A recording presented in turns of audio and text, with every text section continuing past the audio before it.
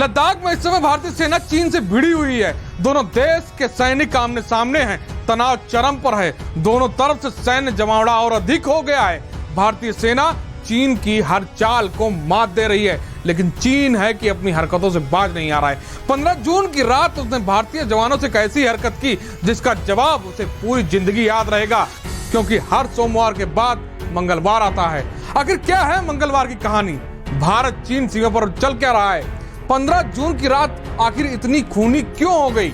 मौत की हद तक गलवान कर्म क्यों हो गया? क्या है बिहार पलटन के शौर की वो कहानी जिसने चीनियों को हर तरफ यमराज दिखा दिए? सब बताएंगे, देखते रहिए सरहद।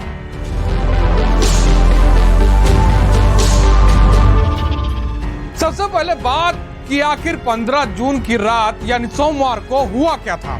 दरअसल 6 जून को कमांडर लेवल की बैठक में यह तय हुआ था कि चीनी सेना पेट्रोलिंग पॉइंट 14 से अपने टेंट हटाएगी, और 15 जून को भी कर्नल लेवल की बैठक में यही तय हुआ। लेकिन जब उसी शाम को भारतीय सेना का 12 सदस्यीय गश्ती दल पेट्रोलिंग पॉइंट 14 पर पहुंचा तो चीनी सेना ने अपना टेंट हटाया नहीं था।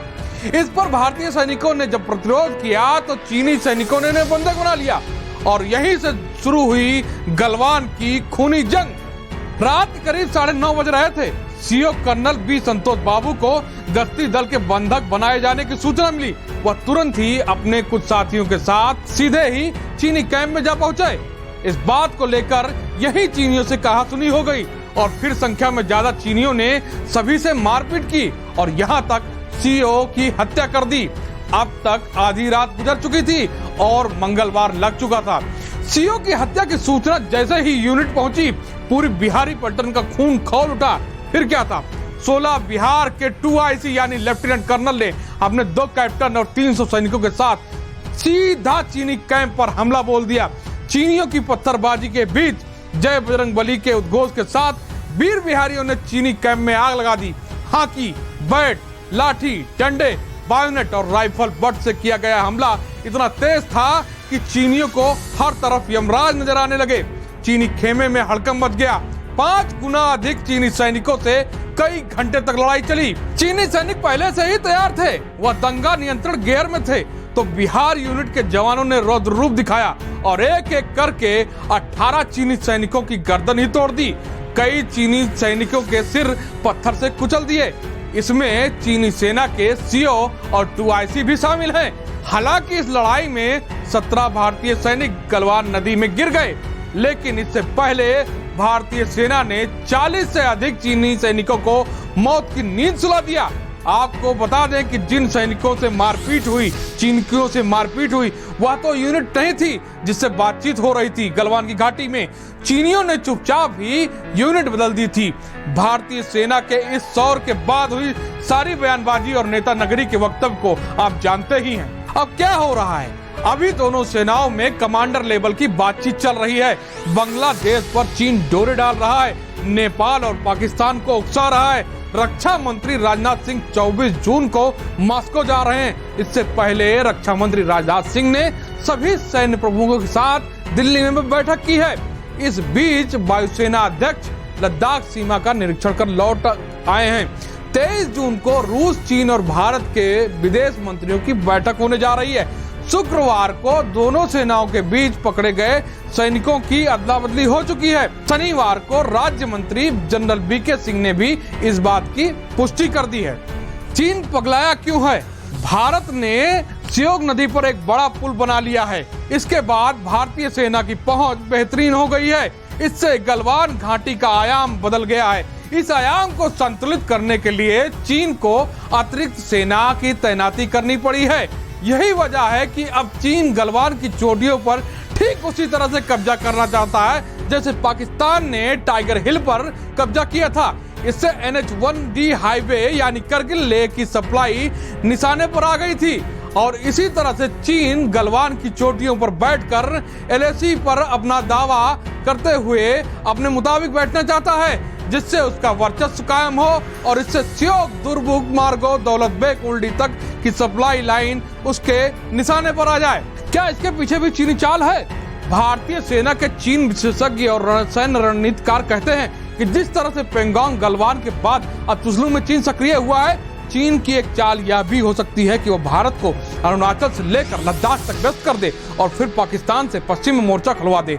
पाक के ISI मुख्यालय में पिछले मंगलवार को सभी सैन्य प्रमुखों से बैठक हुई थी। बुधवार को पाक के थल सेना प्रमुख ने सभी कमांडरों के साथ बैठक की थी। चीन की चाल यह भी है कि वह स्कर्दू से पाकिस्तान को सक्रिय कर सियाचिन पर कब्जा कराए और खुद दौलत बेग ओल्डी पर कब्जा कर ले। इससे उसका पूरा काराकोरम पर कब्जा हो जाएगा। LOC और LOC एक हो जाएगी और उसे नियंत्रित करने वाला कोई नहीं होगा और चीन अपनी पूरी दादागिरी कर पाएगा। अब आप सोच रहे होंगे कि आखिर रास्ता क्या है, जंग या फिर वार्ता? तो आपको बता दें कि राष्ट्रवाद भले ही आपके अंदर उफान मार रहा हो, लेकिन जंग अगर हो भी गई तो भी बाद में शांति वार्ता ही होगी। ऐसे में वार्ता ही एकमात्र रास्ता है।